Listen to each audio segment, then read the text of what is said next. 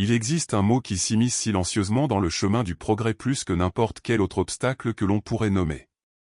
Ce mot n'est pas bruyant, il ne semble pas dangereux. En fait, lorsqu'il est prononcé, il semble tout à fait raisonnable, presque inoffensif. C'est un mot que tout le monde utilise, souvent sans même s'en rendre compte. Ce mot est « plus tard ». Le « plus tard » cache une forme de tromperie, un piège subtil qui bloque des progrès immenses. Lorsqu'on dit « je ferai ça plus tard », l'intention reste présente dans notre esprit, mais l'action, elle, est repoussée au futur, dans un espace où rien ne se passe réellement. Mais ici réside le problème, cette petite déviation, ce petit changement, ouvre une porte invisible et la progression s'arrête. L'effort, au lieu de se faire aujourd'hui, se fait demain, ou peut-être encore après-demain. Cette action différée donne à l'esprit un faux sentiment de soulagement.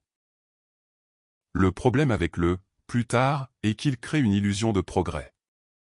Nous pouvons croire que nous agissons simplement parce que nous avons décidé de faire quelque chose, mais dans le moment présent, rien n'est fait.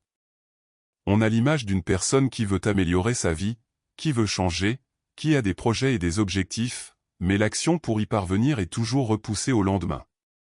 Et tandis que l'objectif survit dans l'imaginaire, la réalité se fait oublier. Les jours passent, les mois s'écoulent, mais les actions que nous devions prendre n'ont toujours pas eu lieu. Lorsqu'on remet constamment des choses à plus tard, on s'éloigne lentement de notre propre potentiel.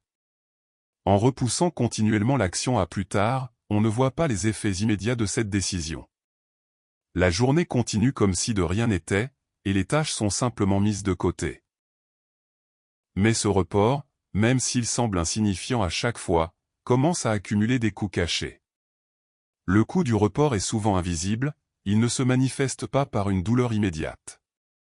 Mais il se cache dans quelque chose d'économique appelé le coût d'opportunité. Le coût d'opportunité, c'est la valeur de ce qui aurait pu se produire mais ne l'a pas fait. Ce n'est pas une perte instantanée que l'on voit immédiatement, mais une accumulation lente et régulière de moments, d'opportunités, de projets et d'efforts qui n'ont jamais vu le jour. Et plus le temps passe, plus les conséquences de ces reports deviennent évidentes. Prenons l'exemple de quelqu'un qui veut apprendre une nouvelle compétence. Peut-être qu'il s'est dit « je vais commencer plus tard ». Mais en repoussant constamment ce début, il se trouve qu'un an plus tard, quelqu'un d'autre, ayant commencé plus tôt, a déjà développé une expertise, a fait des erreurs et les a corrigées, et est désormais plus compétent. Cette différence n'est pas liée à l'intelligence ou au talent, mais simplement à la décision de commencer tôt, plutôt que de remettre au lendemain. Ce phénomène n'est pas limité à l'acquisition de compétences. Il s'applique également aux relations, à la santé, et à bien d'autres aspects de la vie. Chaque fois qu'on reporte une conversation importante, un contact ou un acte de gratitude, ces petites décisions de « plus tard » finissent par créer des espaces vides dans nos vies. Les relations stagnent, les liens se distendent, et nous nous retrouvons avec une accumulation d'opportunités perdues. La différence entre ceux qui réussissent et ceux qui stagnent n'est souvent pas dans leur intelligence ou leur talent, mais dans leur capacité à agir immédiatement, à prendre des décisions et à les mettre en œuvre dès que l'opportunité se présente. Ceux qui attendent des moments parfaits, qui attendent que les conditions soient idéales, finissent par voir ces opportunités s'éloigner. Ceux qui agissent sans attendre la perfection, eux, récoltent les fruits de l'action immédiate. Imaginez quelqu'un qui veut améliorer sa santé. Il pourrait décider de commencer à s'entraîner ou de modifier son alimentation. Mais il reporte toujours cette décision, « je commencerai plus tard ». Ce délai ne représente pas seulement une perte de temps de 12 mois. C'est une perte de progrès, une perte de santé, une perte d'énergie, et une perte de confiance en soi. À la fin de l'année, celui qui a commencé plus tôt a déjà amélioré sa condition physique, a gagné en énergie, et a renforcé sa discipline, tandis que celui qui a repoussé commence toujours à zéro, au même point qu'il y a un an. Ce phénomène s'applique à tout dans la vie. Lorsqu'on décide de reporter quelque chose à plus tard, on repousse la possibilité de faire un progrès concret. On pense que le temps ne passera pas vite, mais une fois que les mois se sont écoulés, on se rend compte que beaucoup de rêves sont restés dans les tiroirs, qu'ils n'ont jamais été réalisés. Mais que se passe-t-il réellement quand nous remettons toujours tout à plus tard?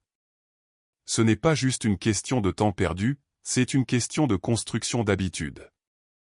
L'habitude de reporter devient une partie de notre quotidien. Plus nous agissons en fonction de ce modèle, plus il devient ancré dans notre façon de penser. Cela crée un schéma où l'on s'habitue à ne pas agir quand l'opportunité se présente. L'esprit commence à chercher des excuses, des justifications pour repousser les efforts. Cela semble inoffensif au début, mais au fil du temps, cela devient une habitude qui influence tous les aspects de notre vie. Lorsque nous agissons toujours plus tard, notre cerveau se conditionne à accepter la procrastination comme une réponse naturelle. Cela ne signifie pas que la procrastination est nécessairement une malédiction. Nous avons tous des moments où il est nécessaire de reporter, où il est raisonnable de donner à certaines tâches un peu plus de temps.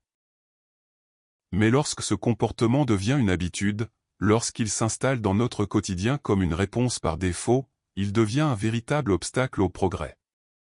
Il est important de reconnaître ce schéma et de comprendre comment il fonctionne. La prise de conscience du « plus tard » comme un piège nous permet de briser ce cycle. En agissant dès que l'opportunité se présente, en prenant des mesures immédiates, nous pouvons commencer à créer des résultats concrets. Cette action immédiate est le début du changement. Chaque petit pas fait aujourd'hui nous rapproche de l'endroit où nous voulons être demain. L'action immédiate peut sembler difficile au début. Nous devons sortir de notre zone de confort, affronter la peur de l'échec, de l'incertitude. Mais c'est dans ces moments d'inconfort que la croissance a lieu. Ceux qui ont la discipline d'agir maintenant, sans attendre le moment parfait, finissent par accumuler des progrès significatifs. Ce n'est pas la perfection qui fait la différence, mais la constance et la capacité à agir, même dans les circonstances imparfaites.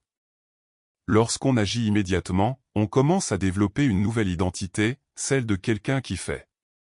On renforce la confiance en soi, car chaque tâche accomplie, chaque étape franchie, renforce notre conviction que nous pouvons réussir. Cette confiance grandit non pas grâce à des rêves ou des théories, mais par des résultats réels. Ces résultats viennent d'une simple discipline, celle de prendre des mesures immédiates. Il y a une énergie puissante qui se déploie lorsque nous choisissons d'agir au lieu de remettre à plus tard. Cette énergie se transforme en momentum, et le momentum est l'un des facteurs les plus puissants du succès. Plus nous agissons, plus nous créons des opportunités. Chaque petite action que nous entreprenons devient une pierre de plus sur notre chemin vers le succès. Et au fil du temps, cette accumulation devient visible. Les résultats commencent à apparaître. Les rêves prennent forme. L'action crée le changement. Il est important de comprendre que le secret du progrès ne réside pas dans des moments de motivation intense ou de grandes inspirations, mais dans la décision constante d'agir.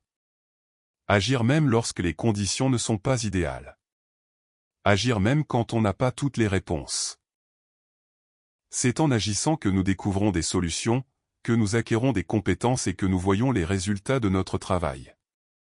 L'action nous aide à comprendre que chaque étape, même petite, nous rapproche de notre objectif.